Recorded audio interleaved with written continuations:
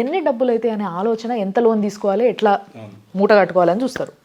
So వీళ్ళకి ఏం చెప్తారు మీరు, ఎంత ఖర్చు అవుతుంది? 2 సంవత్సరాలకి అప్రాక్సిమేట్లీగా ఒక 15 to 20 lakhs మధ్యలో 2 yearsకి మనకి ఎక్స్పెండిచర్ వచ్చే ఛాన్స్ ఉంటుంది.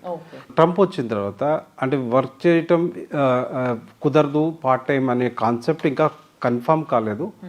అట్లా ఏమైనా ఇబ్బంది పెడితే సో ఆ 20 లక్షల వరకు అటు ఇటుగా ప్రిపేర్ అవ్వాల్సి ఉంటుంది. ఇక్కడ నుంచి వెళ్ళటానికి ఇనీషియల్గా ఒక 5 to 6 lakhs వరకు టికెటింగ్ కానీ, వీసా ఎక్స్పెండిచర్ కానీ ఇవన్నీ వస్తాయన్నమాట. 2 years కంప్లీట్ చేసుకున్న తర్వాత ఈ సైన్స్ స్ట్రీమ్లో అయితే 1 to 3 years వరకు వర్క్ పర్మిట్ వచ్చే ఛాన్స్ ఉంటుంది. ఓకే, ఒక 50 నుంచి 60 వేల డాలర్స్ పర్ ఇయర్ అది సంపాదించుకునే అవకాశం కలుగుతుంది. కావాలి జాబ్ అక్కడే కంటిన్యూ చేసుకుంటానంటే అక్కడ కంటిన్యూ అవ్వచ్చు. లేదు అట్లా కాదు నేను వెనక్కి వచ్చేస్తానంటే 2 yearsకా 3 yearsకా. సో వన్ వే ఏంటి అంటే, ఒకటి ఇంటర్నేషనల్ డిగ్రీ ఉంటుంది, ఇంటర్నేషనల్ ఎక్స్పోజర్ ఉంటుంది, ఆ ఎక్స్పీరియన్స్ ఉంటుంది. అమెరికాలో చదివాడు కనుక డిగ్రీ అక్కడిది కనుక వాళ్ళకి ఫర్దర్గా ఏం చేయాలి అనుకున్నా కూడా వాళ్ళకి ప్రయారిటీ ఉంటుంది.